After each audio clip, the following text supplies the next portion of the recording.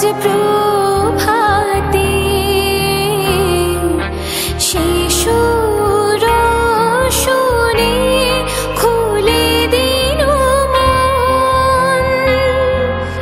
বাজলো বাজলো বাজলো তোমার আলোর বিনু। শরৎ বুঝি পড়া নাড়ল, শঙ্খের ধ্বনি আহ্বান জানালো দেবী পক্ষের। মাতৃরূপে দেবীর 9টি রূপের কথা আমরা সকলেই জানি। আগমনের পর প্রথমা থেকেই মায়ের নবদুর্গার প্রত্যেকটি রূপের আরাধনা শুরু হয়।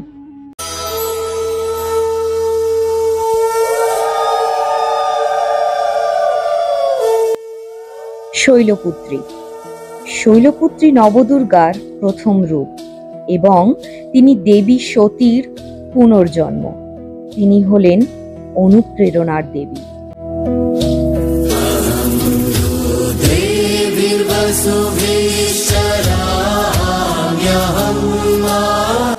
ব্রহ্মচারিণী মায়ের দ্বিতীয় রূপ।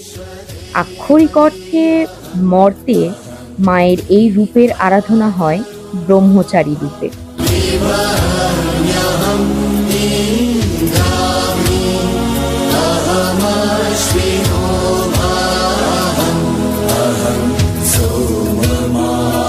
চন্দ্রঘণ্টা দেবী দুর্গার তৃতীয় রূপ।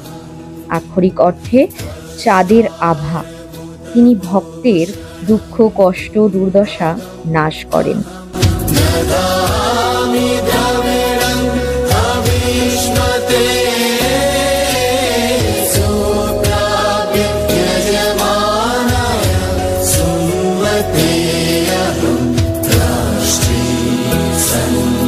মা কুষ্মান্ডা হল নবদুর্গার চতুর্থ রূপ।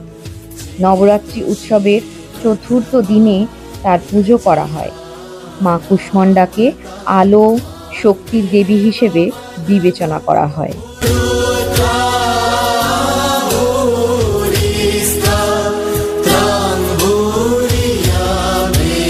প্রথম রূপ স্কন্দমাতা। আক্ষরিক অর্থ স্কন্দের মা। এটা বিশ্বাস করা হয় যে তিনি ভক্তদের শক্তি পরিত্রাণ সমৃদ্ধি এবং ধন দিয়ে পুরস্কৃত করেন।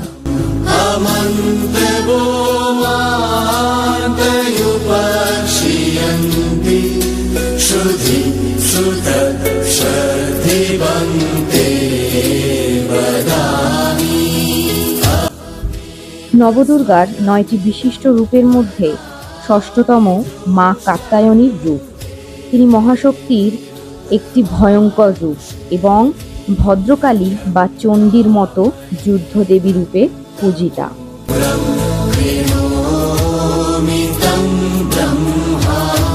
নবদুর্গার অন্যতম এবং দেবী দুর্গার সপ্তম শক্তি কালরাত্রি।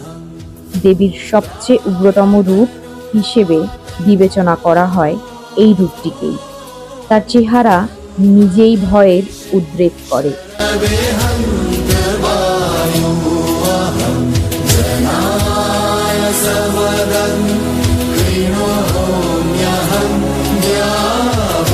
মহাগৌরী।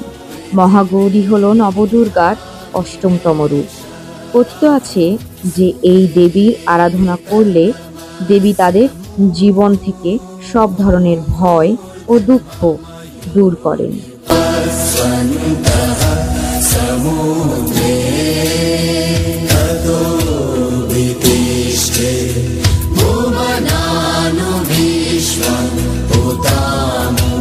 নবরাত্রির নবম দিনে নবদুর্গার যে রূপটি পূজিত হন তিনি সিদ্ধিদাত্রী। তিনি সমস্ত ঐশ্বরিক আকাঙ্ক্ষা পূরণ করেন। এটা বিশ্বাস করা হয় যে ভগবান শিবের শরীরের এক পাশ দেবী সিদ্ধিদাত্রী, তাই তিনি অর্ধনারীশ্বর নামেও পরিচিত।